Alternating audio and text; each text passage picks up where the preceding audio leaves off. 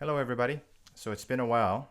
I've been meaning to get this uploaded for quite some time, but I needed to set up the new rig that you see on the screen there. So those of you that are interested in the Q&A portion, you can jump to that timeline and you'll be able to get straight to the Q&A. Okay, so this was the webinar that we did back in May, almost 4 months ago now. In fact, it is been 4 months. And so I hope you find it useful. By all means, hit me with any questions that you might have, and I'll be happy to answer. Okay, so enjoy, and we'll talk later. Okay, so let's get started. And the first thing I wanted to point out is there was a name change from the first webinar, and there's already a question about with the link to the webinar. We will provide that link on a follow-up email that's going out after the session. So I'll ask our folks to include the link for the first webinar. And just take note that I did change the link to where you can download the packet trace files and this PowerPoint presentation, although there isn't much to it, but it does have some of these interesting links. So do note the box.com/v/HSB book. And why is it called a book when it's a webinar? Well, you have to tune into the first webinar to find out why. All right, so from an agenda perspective, I had multiple chapters that I presented or laid out in the first session. These are the first three. We did the first two, 1 and 2, via YouTube sessions in the past. So again, pointing you guys out to the short bit.ly here for the playlist on how to set up Wireshark for optimal troubleshooting. You'll see it in action today as I troubleshoot with you guys live, if you will, and also about how TCP works. And again, TCP is both academic concept, and then there's a real-world troubleshooter's perspective. Sometimes they are not the same, so I address those topics. And that's kind of my goal today. I'm not going to teach you TCP/IP. I assume you know TCP/IP enough to join these sessions. But there are troubleshooting aspects that are very different than academic aspects of TCP/IP. They're both important because if you don't have a solid foundation in both, in troubleshooting and understanding TCP/IP, you may not be able to find root cause. And today's trace file is exactly that use case. Something isn't right. Why isn't it right? How do you determine that? And then how do you find the answer? Okay, so we'll get to that in just a second.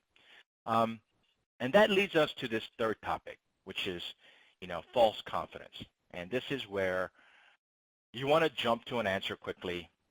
You think you found it, and you call it a day and email everybody. And I talked about, if Gerald had any mulligans. There were 1 or 2 emails in my life that if I had a mulligan, I could go back and return and ask for it back. Okay, so as you're doing analysis, get the practice, get the experience that you need to be confident without being cocky. There is a difference, folks. Be confident in your answer because they're factual. Be confident about your findings because packets don't lie. But don't be so cocky that you think that you may or may not have missed something in that trace file. Okay? And again, today's example is a perfect sample of that. Okay, now, quick introductions. I called out Randy last time I did this session. I only bring it out for a couple reasons. One, couldn't find a nicer human being than Randy, and the company Base 2S. They do some cool stuff for 737 Boeing jets to systems engineering. So if you need some help, give Randy a call. And those of you that know me, heard me talk, I have a military angle to a lot of my things. And so as you can see on the screen here, I would be remiss if I didn't shout out that Randy's nephew was served in combat with 75th Rangers. So having been a military guy, mega kudos to Richie family for their service. Okay, so I wanted to point that out. The other one is Tom, wiretrail.guru. I'm kind of jealous because that's a cool name. Tom used to be on my team of performance engineering at Citi. And I will do the introduction for Tom by saying this. when I do interviews or did interviews at Citi to hire folks, I have a set list of questions. I think I had 50 to 125, depending on whether it was for network engineering, performance engineering, et cetera. And on the performance engineering side, Tom, during the interview, really pissed me off. And you might think, well, then why did you hire him if he pissed you off? He ticked me off because he answered every question that I threw at him on that list. And I started looking around because we had a team of people asking him questions. And I started to go dig deeper and deeper and deeper. And there's a URA for nephew service. So as an Army guy, it's obligatory. I got a HUA back. So thanks for that comment. And so, again, Tom knew his stuff. When it came to protocol analysis, he knew his stuff. And yesterday, just yesterday, as I was talking to him, we had that high bandwidth conversation. What's a high bandwidth conversation? The high bandwidth conversation that you have to have is that you know TCP so well that you pick up on the most esoteric thing because it's deserving of that extra attention. Okay? You've heard me say this over and over. When you hear hooves beating, think horses, not zebras, because it's not always the the most esoteric problem that you're looking for. Most of the time, folks, it's the mundane, it's the usual suspects. Okay, so again, while there's a class of problems that are predominantly also ran, usual, boring stuff, there's every once in a while, Tom or Malesh or some others will ask a question and we'll have this debate about, hey, how does it really work? Okay? And again, it relates to today's topic. So wiretrail.guru, he started a blog. I'm very jealous because this is something I've been wanting to do. So I'll just jump on his coattails here and maybe be a guest speaker if he'll let me. And you can see here a couple of things that jump out right away. Science meets art on the wire. You've heard me say it before. Packet analysis, protocol analysis, there's a lot of science, but yet there's a lot of art and practice measured in blood and sweat that comes with this. Okay, so don't be discouraged if you open up Wireshark and you say to yourself, what the hell am I looking at? Now what the hell do I do? Because that's why we're here. Just a quick shout out for the third session. I'm going to ask Jasper and Saki to join me if the timing works. These are additional guys that are extremely good at packet analysis, protocol analysis, Saki on SSL, specific IPsec, etc. Jasper, enterprise class protocol analyst. So we'll have some back and forth. Okay, so that's the goal. So with the introductions out of the way, and let's go ahead and talk about today's topic, right? So not too many. Doesn't seem ambitious. MSS, window size, TCP in general. How hard can it be? Right? Maximum segment size derived from maximum transfer MTU. How hard can it be? And how does it come into play? Why does it come into play? How do I calculate the most optimum TCP window size if I want the best and the most performance out of my application, right? Can't be that hard. And yet it is, because the rule of engineering kicks in. One of the rules of engineering is be liberal in what you accept, but be very specific and disciplined in what you send back out. Okay? Translated to lay terms, that means everybody else is an idiot. They're going to screw something up, so expect that. But when you send something out on the wire, be most accurate. Okay? That's what it translates to. So today's troubleshooting case, MSS, and how often does TCP acknowledge, etc., right? Seems kind of mundane. And so let's get right down to it. This is an example of Microsoft operating system. And in the world of Windows or Microsoft, it's simple. You get any two packets, you acknowledge. That's it. No exceptions. I don't care about the MSS. I don't care, meaning I don't care about the size of the datagram. I don't care about the packet size. I get two packets, I acknowledge.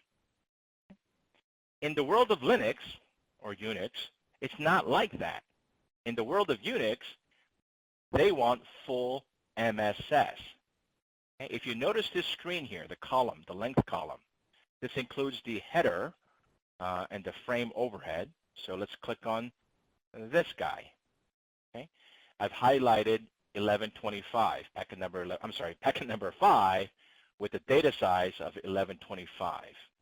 Okay? But in reality, in the TCP data, you can see down here, so I'm hovering over the length 1059. So that's the size of the datagram.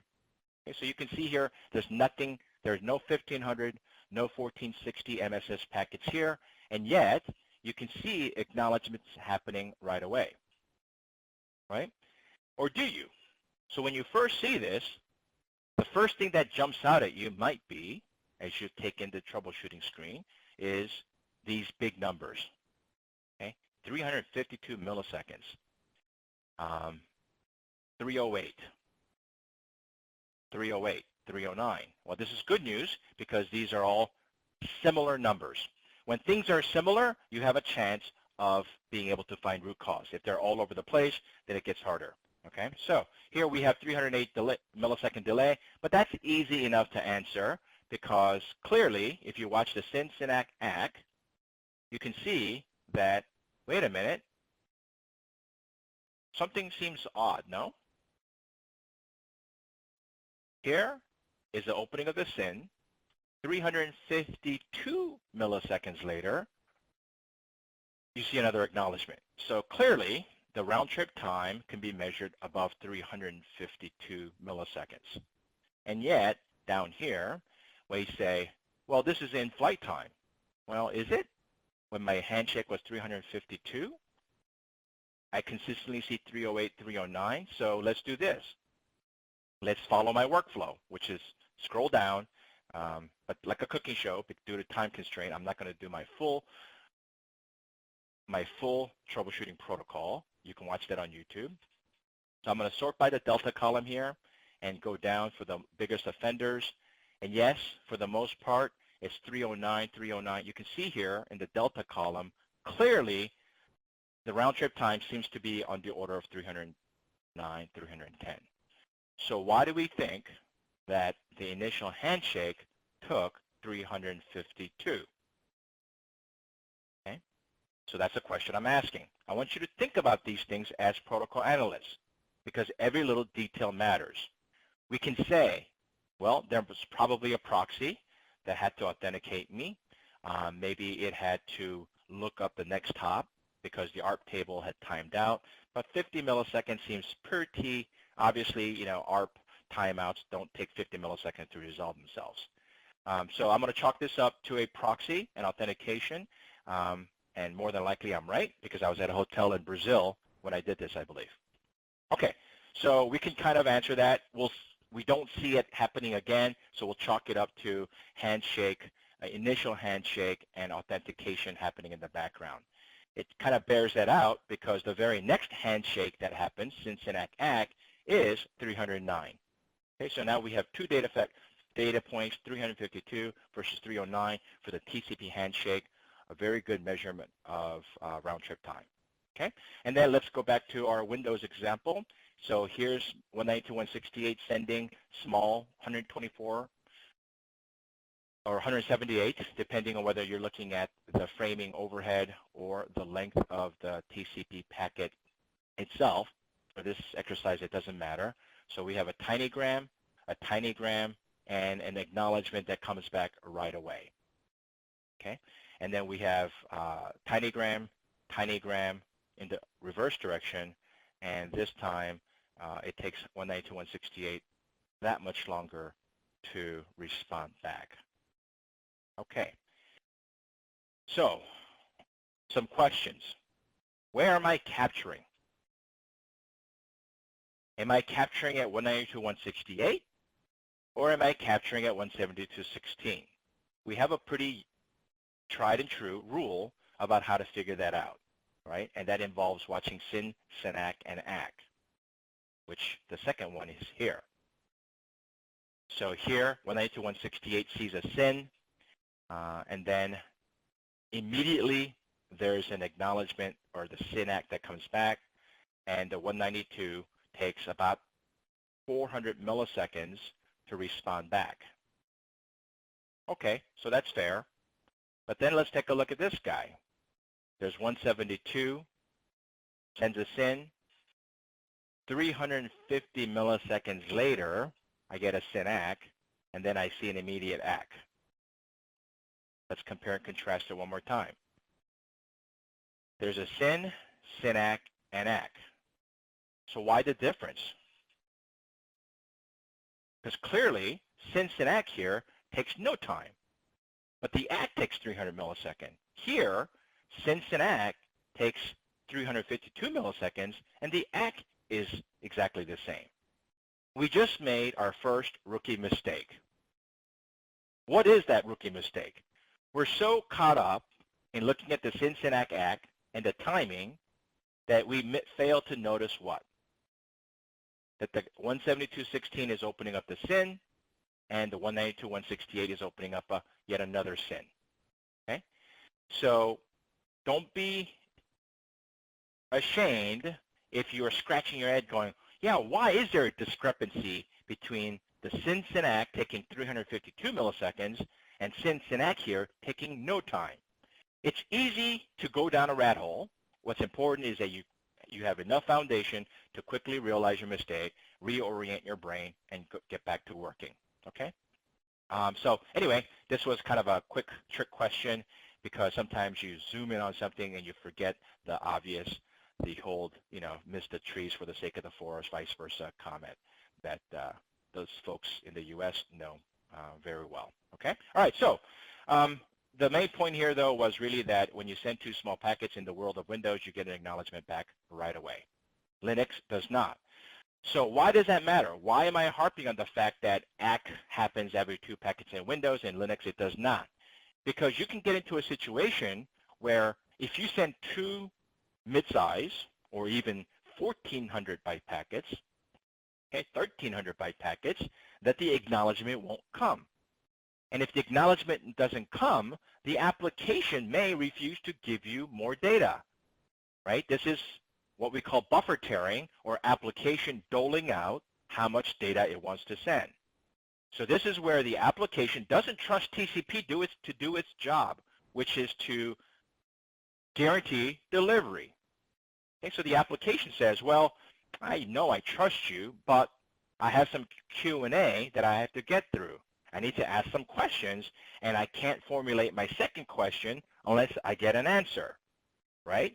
Seems logical. So sometimes the application have no choice but to say, yes, TCP, I see that you have 64K window size, 128, 1 meg, 2 meg, 3 meg, 4 meg window size. That's all well and good. But as an application, I'm only going to give you a couple hundred bytes, 1,000 bytes, 2,000 bytes, but I need the answer back before I send more data. Okay? In that case, how fast you get the acknowledgement at the TCP level comes into play. So let's take a look at the use case. All right, so I just switched over to a new PCAP file, and what I'm going to do with this session is start troubleshooting and thinking out loud. Okay, this is something that I like to do. I say things, think out loud. It helps me get my other parts of my brain engaged, and so that's what I do. I talk to myself when I'm troubleshooting. So let's take a look. First things first, okay? I do what I normally do. I take a look and open up a trace file, and what do? I start scrolling down. So I hit page down. Hit page down again, and I understand there's a few seconds of lag. I scroll down again, and even now, after 3 pages down, a pattern jumps out at me. I'm going to keep scrolling down here. There it is again. Let me scroll down again. There it is again. Let me scroll down some more. We see massive transfer happening. That's good. We see a bunch of ACKs coming. That's good. But then, there it is again. And you might be thinking to yourself, what the hell is Hansang talking about? There's so much data on this screen.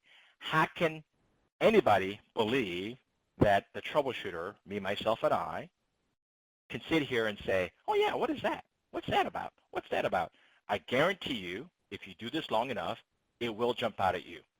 So what are some patterns that jump out at me? Okay? And you can disregard this packet size limited string capture because I munched it. I munched the packet to anonymize it.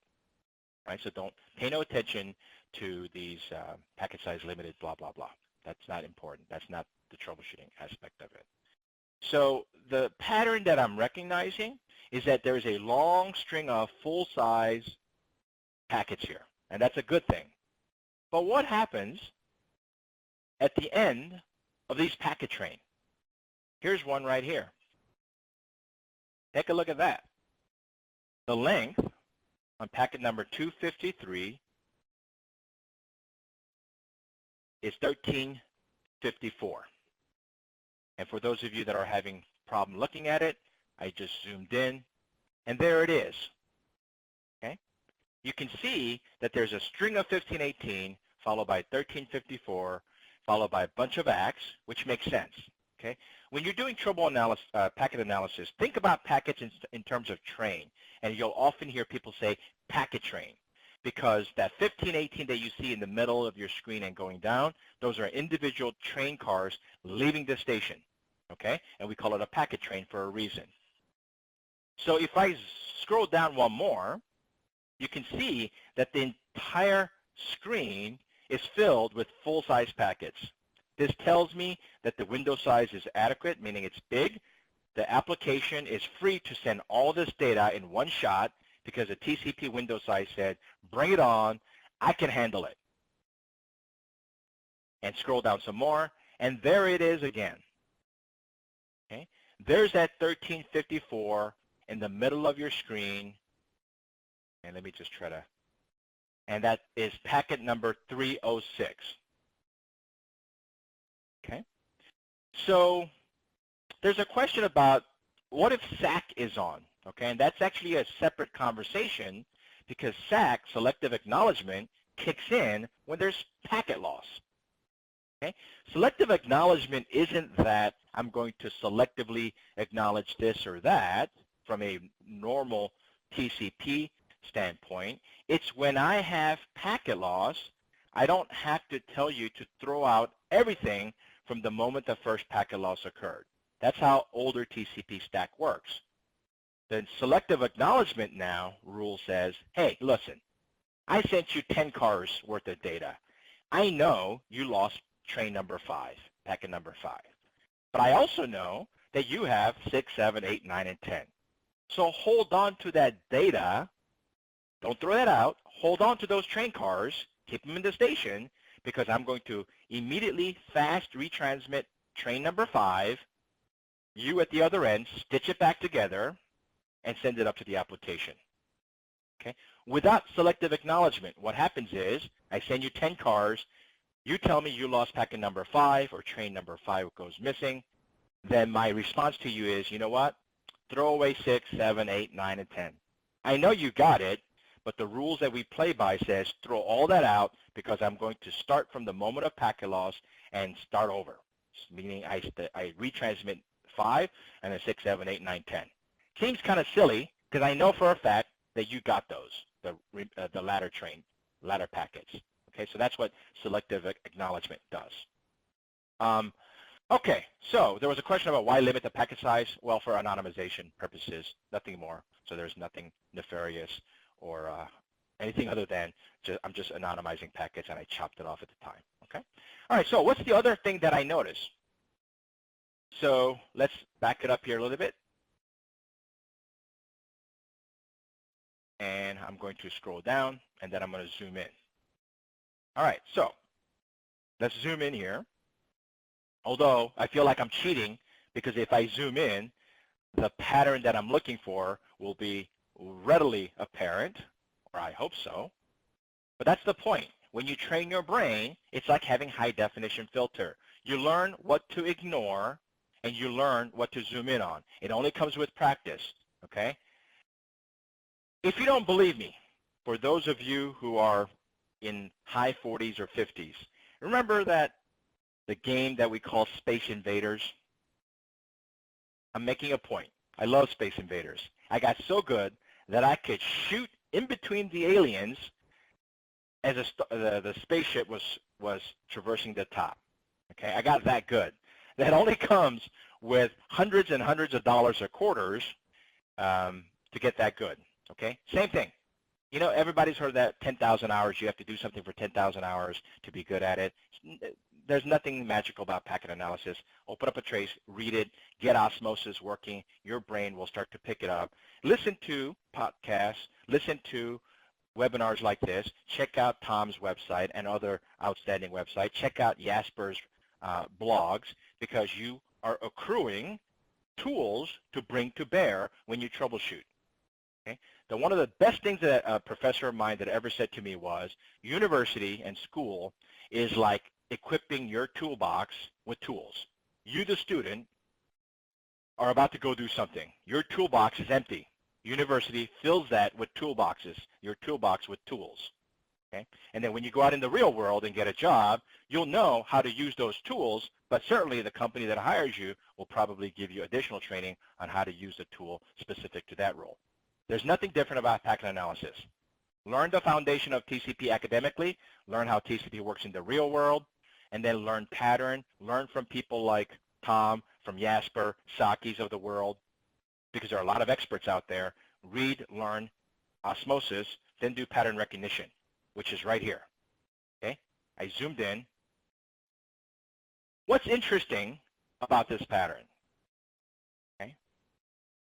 Again, it's important to ignore things that don't matter. Port number 3455, 3466, don't care. Packet number, of course it's going to increment. Ignore that. Delta time, it is important to keep an eye on it because you're looking for deviation in pattern. And sure enough, we see some deviation happening.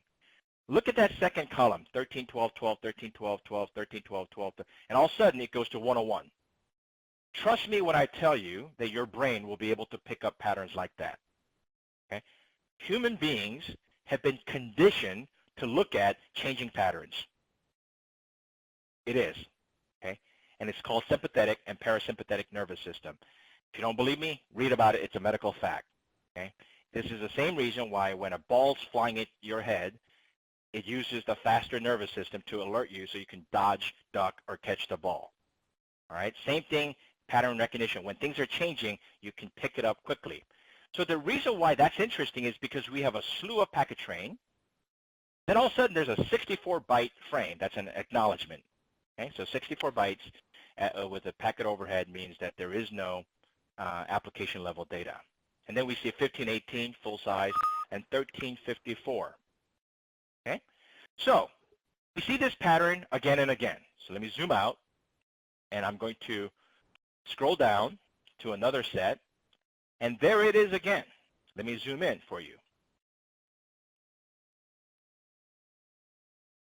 Huge packet train of 1518s, and all of a sudden 64 shows up, 64 byte, okay, meaning packet number 366.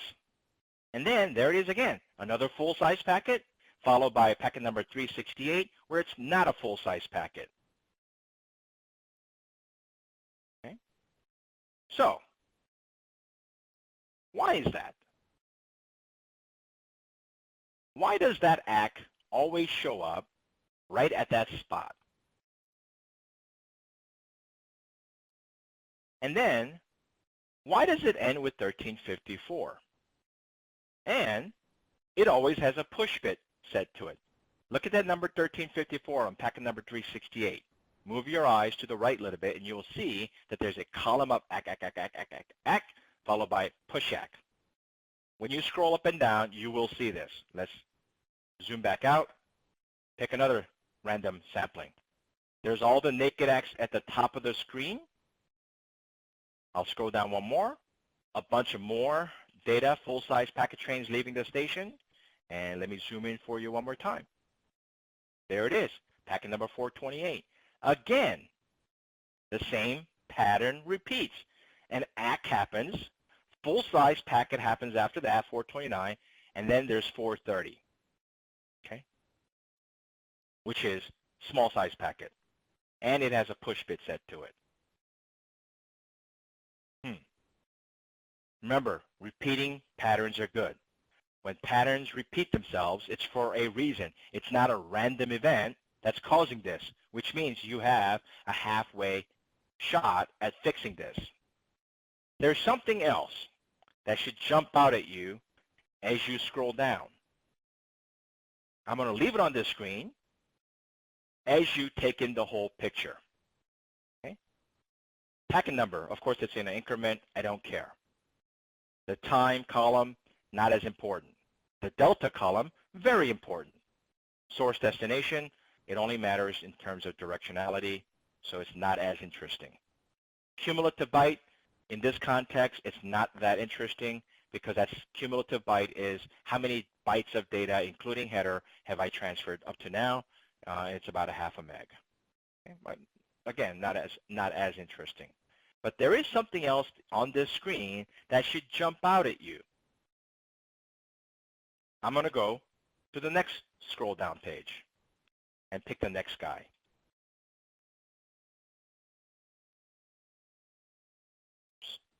I overshot, but that's okay.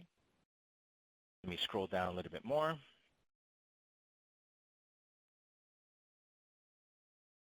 So I can frame it perfectly. And there it is. Or did I, maybe I didn't scroll down. But anyway, so there it is at the top, 428, 429, 430. That's 64, full size, small size with push. Okay, that was 438. Let's scroll down some more, find another block. That's interesting. There's 492. And let me scroll down some. Here's 492. I'll put it there, and I'll zoom in. And there it is, packet number 492. Packet number packet number 490 is that small. Packet number 491 is 1518, that small block with push bit, and something else jumped out. Same pattern is happening on this trace file. Okay, and someone just said, I think it's Mohammed from CDC, said packet number 446. So let me jump to 446 to see if, in fact, that's one of the ones that I care about. And it is. So Mohammed, congratulations. You're absolutely spot on. Let's zoom in on what Mohammed figured out, which is there's 194 milliseconds of delay. Okay? And you're right, Eric. You're absolutely right. It's 194 milliseconds of delay. That's the pattern that we're looking for. Why is that happening? Okay? Never ignore something that jumps out, because the old adage, well, I don't know if it's an adage, but it's an adage that I love, which is, if the only thing that goes away, if you ignore it, are your teeth. Let me repeat that. The only thing that goes away, if you ignore it, are your teeth. Okay? Think that one through. You'll get the joke on the way home. So we need to investigate why this is happening. Let's do that, shall we? First one, let's tackle the easier one, which is, what's the deal with these 194 byte delays? Why is it happening? Okay, and if you don't believe me, while we were scrolling down, the next thing that I do in my troubleshooting step is to do what? Click on the delta column and sort, and then go down to the very bottom. Why do I do this? Because if I sort by the delta column in a descending fashion, ascending doesn't matter, however you know, put the worst offenders at the top, worst offenders at the bottom.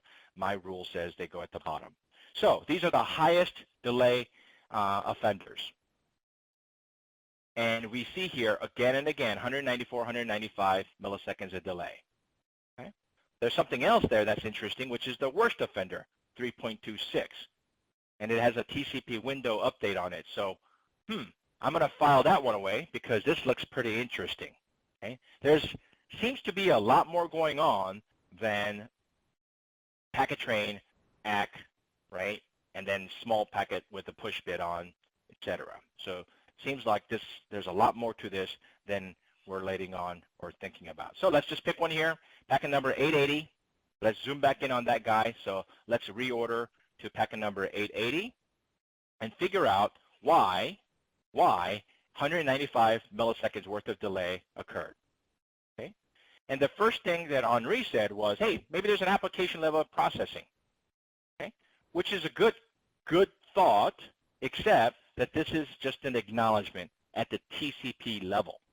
So the receiver is getting data, and his job is to say, I have acknowledged all your other packets, all the bytes of data that you've sent to me. Okay? So there isn't an acknowledgement delay from the acknowledgement side.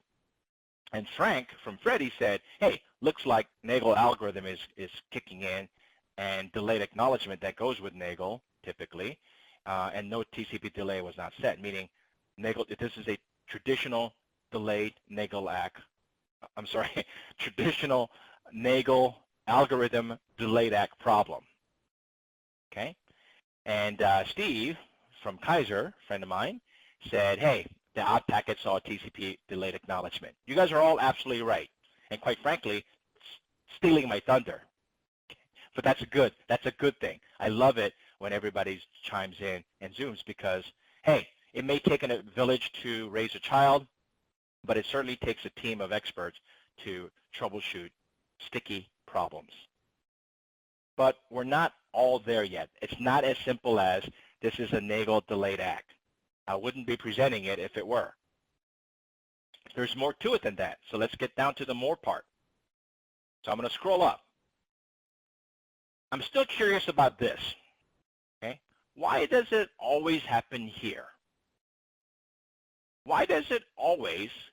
I get it, right? The 10-dot server is sending me a bunch of stuff.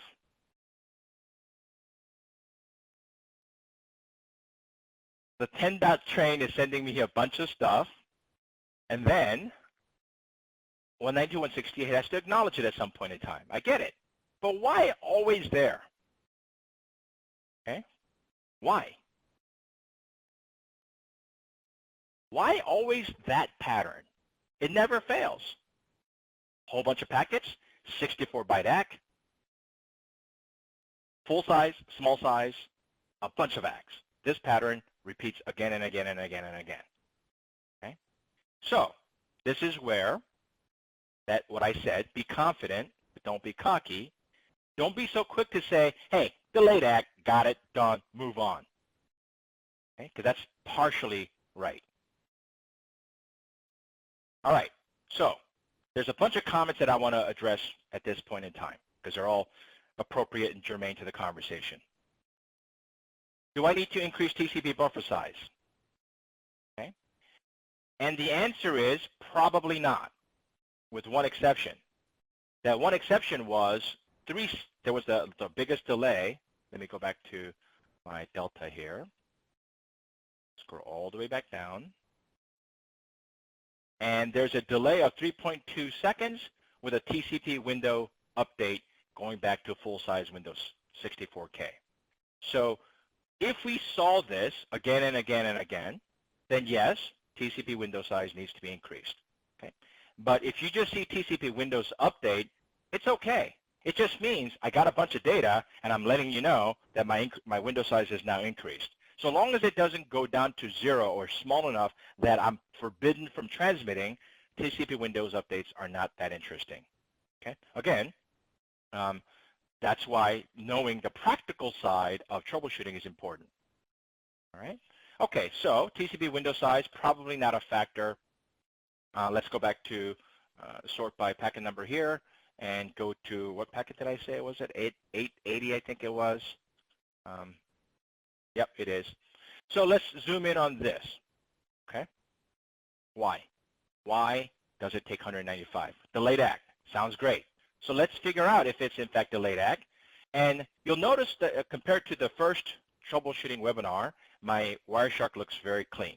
Not a whole lot of columns, because Jasper said, Hansang, it's too overwhelming. You need to remove some of those columns, and I did. Took that advice to heart, and he was absolutely spot on.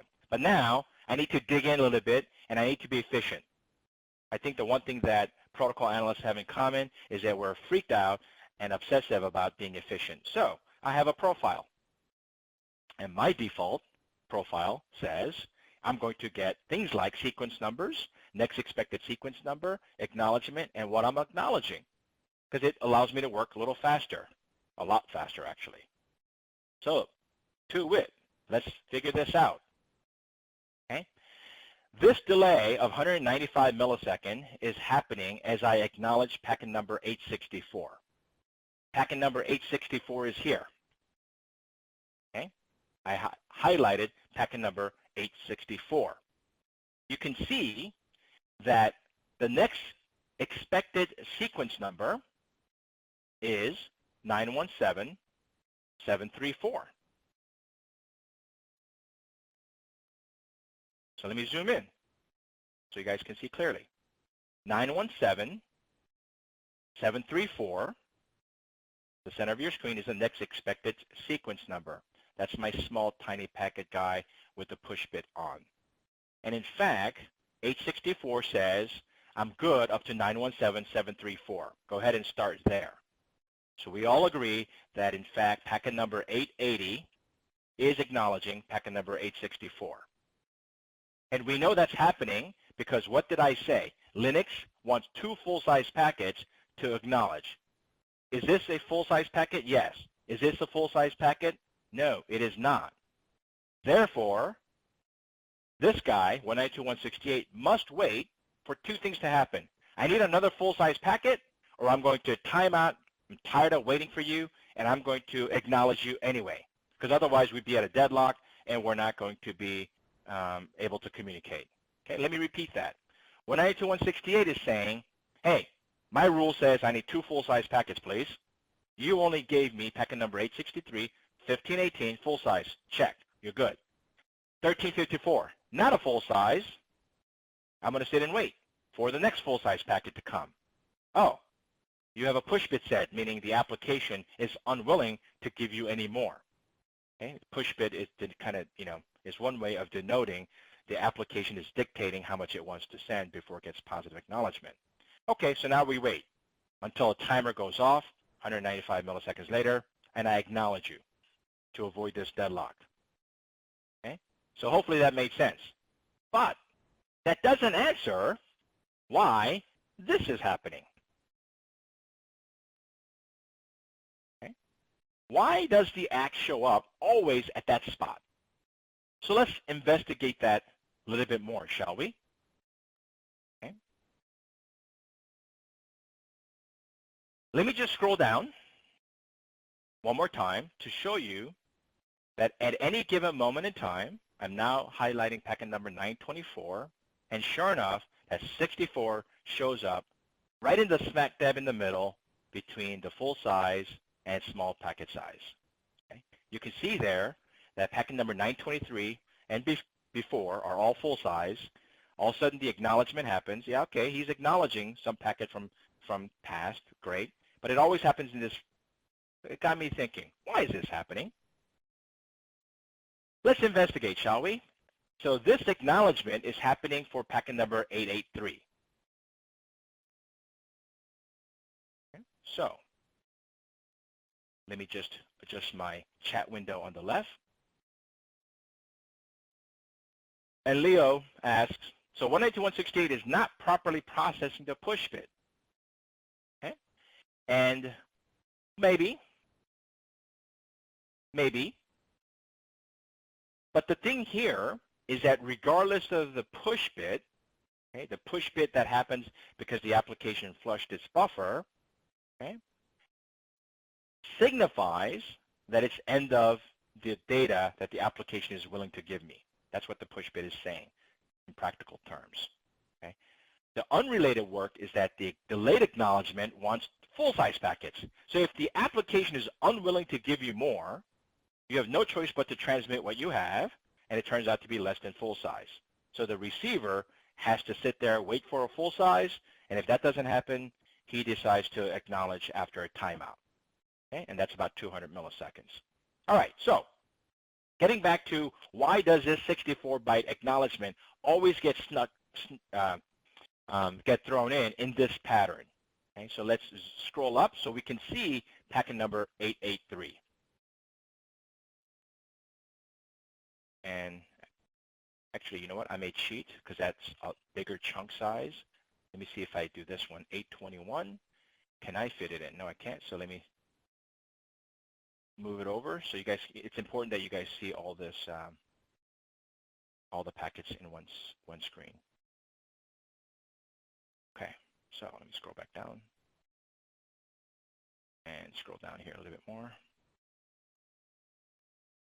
And by the way, this is why you need a large screen and multiple screens.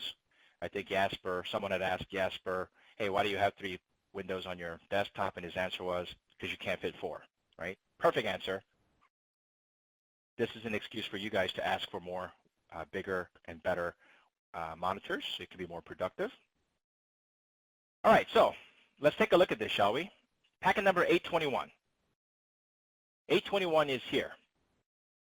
Okay, so it took from this point in time to down here for the acknowledgement to happen. All these packet trains are leaving the station, and he decided to acknowledge here packet number 821. Okay, and I'm going to hit Control-T on my keyboard, which is a time reference point, and I hit Control-T. You'll notice that in the time delta time, the word ref shows up, and now I can judge that to this packet number here, which is where the acknowledgement happened for 821. It took all of 600 microseconds. So clearly, we're dealing with LAN throughput. Another reason why window size may not come into that much of a play. All right, so let's go back to here, and let's look at why this ACK always happens just before the big and the small packet size. Okay, 821. What's so special about 821? So let's go back in time a little bit more, which is to here, packet number 818. And packet number 818 says, I'm acknowledging a certain amount of data, okay? And for the sake of time, that's the end of that packet train from above. So this is starting a new set of packet trains leaving the station. But we scrolled down and we said that the acknowledgement number, the packet that it's acknowledging is 821. You can see it in the center of your screen. Packet 821. So what's special about 821? It's here.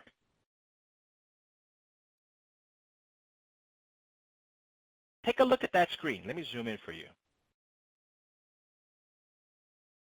Okay, so packet number 818, that's the end of the ACKs.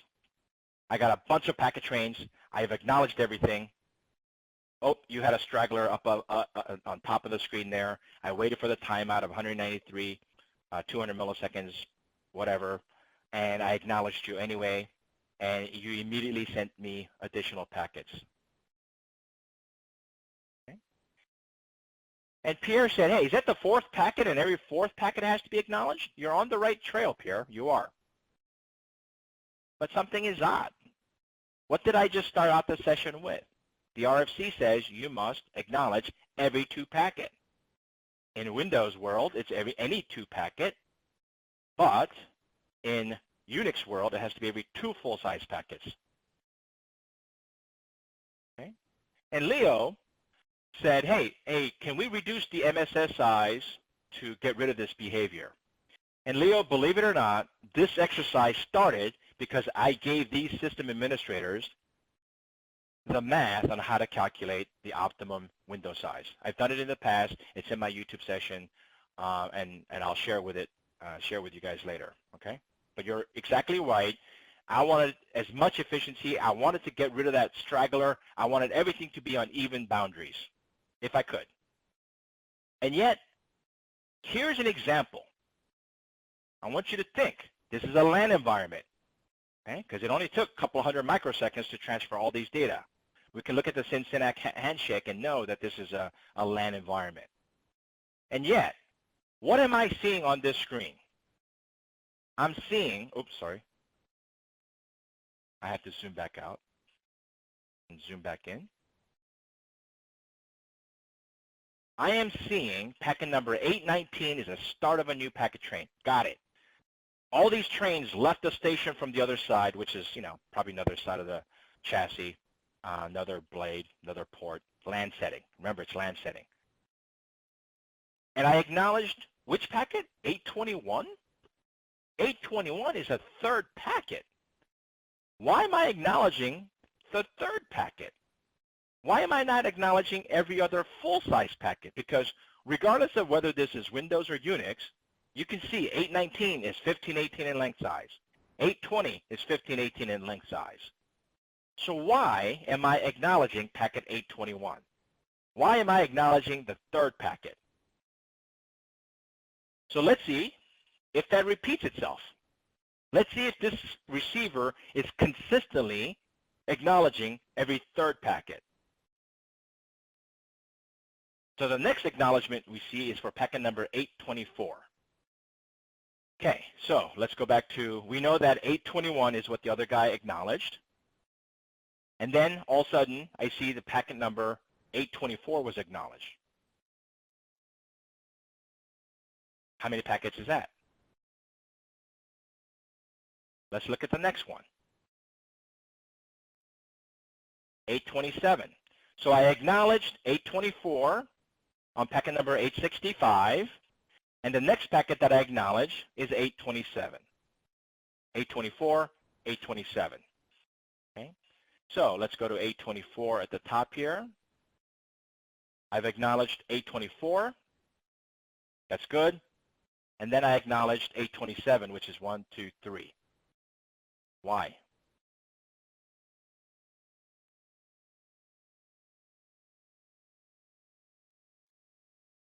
Why? And Michael spotted something outstanding, which is, what does the third packet 821, 824 have in common? There's a slight timing difference. It's only 1 microsecond. I get it. Okay. If you blow on the Ethernet cable, you can probably inject 1 microsecond of delay. But it happens consistently, doesn't it? Okay. So Michael is my poster child for saying that you can absorb this information quickly and put it to good use. There's a pattern. Don't ignore it. So as you go through this trace file, okay, we're at the top of the hour, and like last time, snafu on my part, we've come and reached the top of the hour. So you're thinking, oh man, it was just getting good, and it is.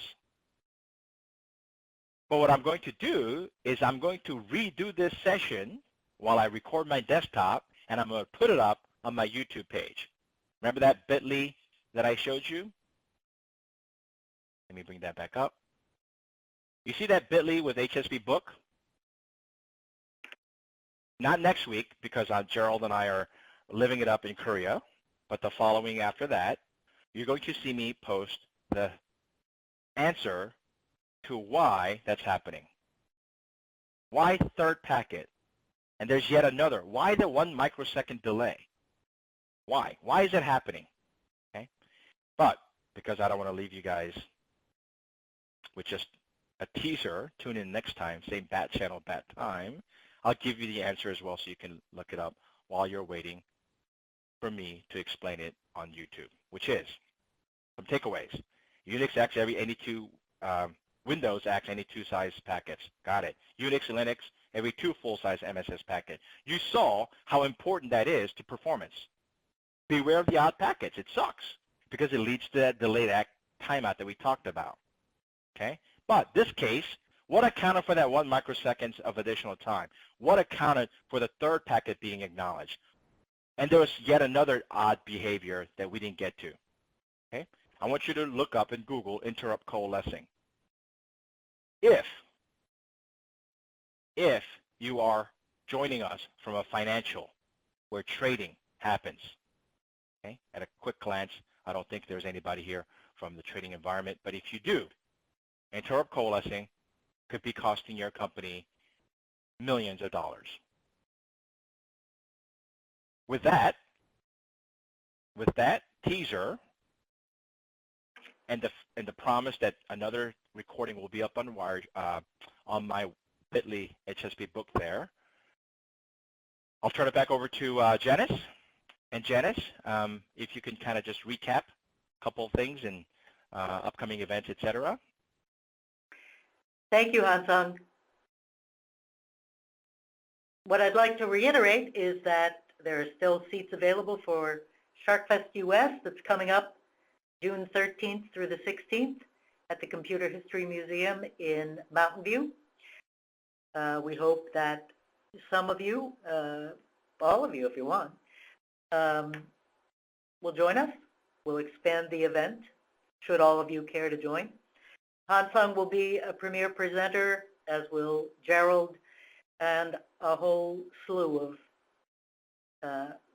packet analysis veterans, experts, so that you could immerse yourself for 3 days in Wireshark knowledge exchanges, sessions, hands-on labs.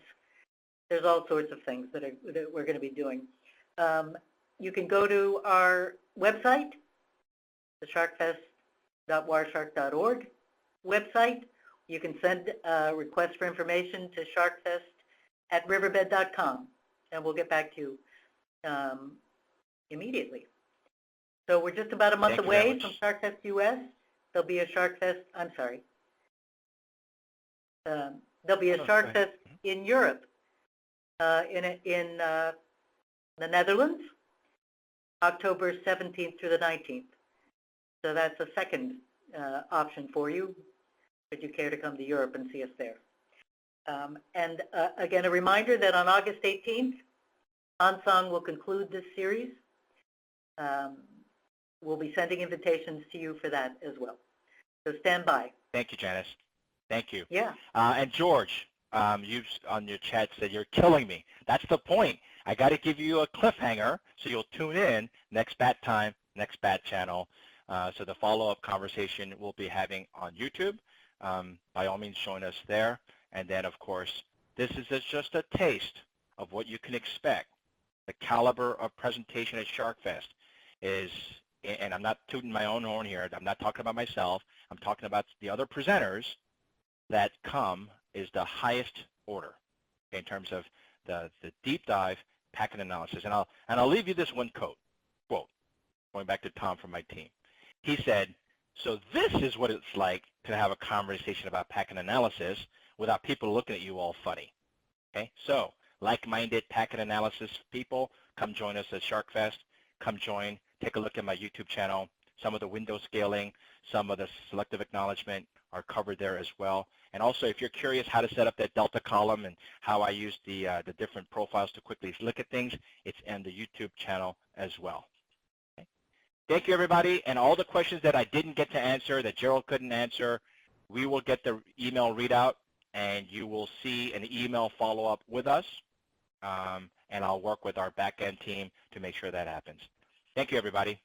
Thank you, Hansang. Thank you, Gerald. Thank you, guys. Okay, let's get back to our Q&A now. Those of you that made it till the end of the video, congratulations.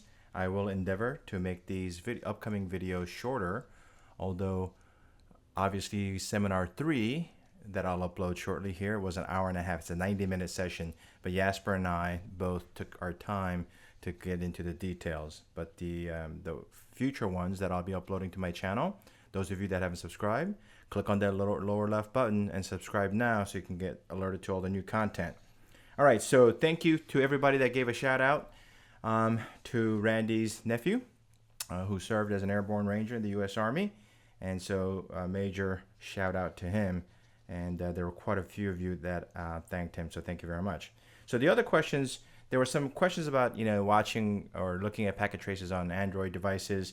There was, back in the day, if you had a rooted phone, you could install Wireshark, but screen being so small, I don't know how effective that would be. The alternative, obviously, is a Cloud Shark. If you can edit your packet trace file and anonymize it using Jasper's excellent Trace Wrangler. So those of you that are curious, just Google Jasper. It starts with a J, J-A-S-P-E-R. Sounds like, spelled like Jasper, sounds like Jasper. Jasper Bongartz and Trace Wrangler, you'll be able to find this excellent anonymization tool. And you can upload it to CloudShark, and you can use that from any browser. Okay, let's see, more thank yous to the service. And let's see. So there was a question, what is SAC? And what if SAC was turned on? So keep in mind the purpose of SAC, okay? And selective acknowledgement means that prior to SAC, which is an RFC extension to TCP, it was a positive acknowledgement of how much data you receive up to a certain amount of bytes. Okay, so if the acknowledgement was, I'm good to 1,000 bytes, that's what it meant. I have everything from byte 1 through 1,000. Now, imagine what happens if 10 packets come in, each with 100 bytes. Okay, that's another 1,000 bytes, obviously. In the past, if without selective acknowledgement, you would have to throw everything away from where the gap started. So let's say the first 3 packets made it in. So we're at byte 1,000 already. We've acknowledged that. 100 byte comes in, 100 byte comes in, 100 byte comes in, and so far we've acknowledged that. Okay, so never mind the number of acts every 2 packets. Forget that for the time being. So I've acknowledged up to 300 bytes. And lo and behold, I get bytes 500, 600, 700, 800. Well, I can't use those because I have a gap, right? So I receive bytes 100, 200, 300. So that means 400 to 500 went missing. So in the old days, you would have to throw all those packets of data that you received out, even though they're perfectly legitimate. Selective acknowledgement means that you can have gaps in the acknowledgement and tell the sender, hey, listen, I'm missing a gap here, right? From 500 or 400 and 500 is missing. I already got 6, 7, 800 bytes, those byte markers. So don't resend those. Just when you get a chance, send me the missing pieces. Okay, so that's what selective acknowledgement is all about. Okay, so why limit the packet capture to 64 bytes and 55 bytes? You'll miss a lot of good TCP options info in the SYN, SYNAC. So it depends on your policy, right? So obviously with the newer RFC extensions that I talked about, including selective acknowledgement, you can size it accordingly. A better option would be obviously to, wherever you can, and as long as your rules allow, do a full packet capture, or at least 128 bytes if it's an SSL and you don't care about the content because it's encrypted anyway. And you can use Jasper's Trace Wrangler to chop it up accordingly. All right, so SAC option is available on the SYN packet, same for MSS and each of the new SYN packets. So yes. So obviously, the negotiation of SAC and MSS happened during the TCP handshake. So Windows scaling factor is also in TCP option. Again, that's absolutely correct. Those of you that don't know what TCP Windows scaling is all about, read RFC 1323. All right, so I joined late. Which tool is being used to present this TCP ACK push? So I'm not sure what that question is about. So I believe that was from nycb.com. And so the tool is just Wireshark. If you're talking about my column format, on my YouTube channel, you can see how I created those SYN, SYNAC, next expected sequence numbers, etc. All right. So what is application data processing lag? So that's a question about the fundamental nature of TCP, right? TCP is supposed to guarantee delivery, but sometimes application design doesn't allow you to do that. So in other words, the application says, I know you're reliable, but the client asked me the question, I'm the server, and so I'm going to give the answer out, and then I'm going to wait for the next question. Okay, so that's an application delay. The other one might be, you asked me a question, hey, why don't you give me everybody in California whose last name starts with B, like Bravo. Okay, and that's a query to the DMV. So the application lag here is the server, the database server, chugging through, thinking about answering that question, and then as I get my data set ready, I start streaming it to the client. So that's an application processing. Nagle delay, no TCP delay. or 200 milliseconds. So it's a little bit, unfortunately, it's a little bit out of context now, so I don't remember exactly what we were talking about. But for those of you that are curious about TCP Nagle delay, there is a 30-minute video. Believe it or not, it took me a 30-minute video to explain that topic on my YouTube channel. Okay. So you should name your PCAPs 1.pcap. The headline says that's what it is. So the reason why you'll see my PCAP naming format where I say 1.pcap, 2.pcap, etc. was because before Jasper's Trace Wrangler, I had to use another tool. And you had to save it to one temporary file, then run it again and save it to another temporary file. And so being lazy, I just labeled them 1.pcap, 2.pcap. All right. So window size is adjusting because the sender's link is degraded too slow. No. So window size is not a function of congestion per se, right? So the TCP window size that's negotiated says, hey, how much can you receive and send? The concept you're talking about is congestion window. And so there, if I receive, when I see packet loss, I will reduce how much I can transmit. So that's the congestion window. Unfortunately, that is not exposed. So those are two different things. All right, so, and looking at half duplex. So this is not a half duplex problem. So, and by the way, for those of you, half duplex Ethernet is pretty damn efficient. In fact, I got into a debate on Usenet once, and I proved that even with 100% retransmission, or I'm sorry, collision of half duplex Ethernet, that performance was, you might take, I don't know, 2, 3, 4% hit in performance. Why? Because half duplex Ethernet back in the days was designed with collision detection to work efficiently in case there was a collision. Okay, so, but in this case, the problem was not collision or half duplex. Need to increase the TCP buffer size. So, yes, I answered that live, but so Leo, that was question from Leo, and it's not about the TCP buffer size because this is the application unwilling to give out. So it doesn't matter what the TCP size is, window size, it's the application that's unwilling to give out the data. Okay, so the next one, delta TCP window size fluctuation is too large. So be careful when you're looking at the delta time. Make sure that you're using delta time as displayed as opposed to other ones, because you can easily confuse interdependent or non-TCP conversation, meaning you're looking at TCP conversation number 3, but in the trace there are other TCP conversations, so that's an easy problem to get into. All right, so it says, so 192.168's not properly processing that push bit, are the hosts using incompatible TCP coding stack? So that's actually what I call a zebra. So when you're looking for when you hear hoofbeats, I always say think horses, not zebras. So it's possible that they're incompatible TCP stack, but very rarely do you run into a stack incompatibility, especially these days. Okay, is it if fourth packet and every fourth has to be acknowledged? So this comes from Pierre, and so no. So the rule of TCP says you should acknowledge every full MSS packets, every 2 full MSS in the world of Unix or Linux. Okay, so in other words, let's assume we don't have RFC 1323 extensions, so 1460 is our full MSS.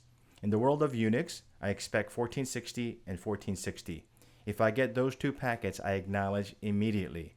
In the world of Windows, which I think is more efficient in this case, any 2 datagrams, any 2 packets of any size, and the client or the server will acknowledge. Okay. Okay, so that's the packet acknowledgement behavior. Okay, so this question comes from Mar. Can you discuss Windows scaling in the follow-up video? So I will have a short video that talk about how Windows scaling works and probably even selective acknowledgement. And the other one comes from Brian, disable interrupt moderation. Yes, that's a potential as well. So in one of my Sharkfest presentations from the past, I talked about how interrupt moderation, interrupt coalescence can hurt you, especially if you're financials. And for those of you that were waiting for the cliffhanger, you're going to have to wait, and that's on session number 3.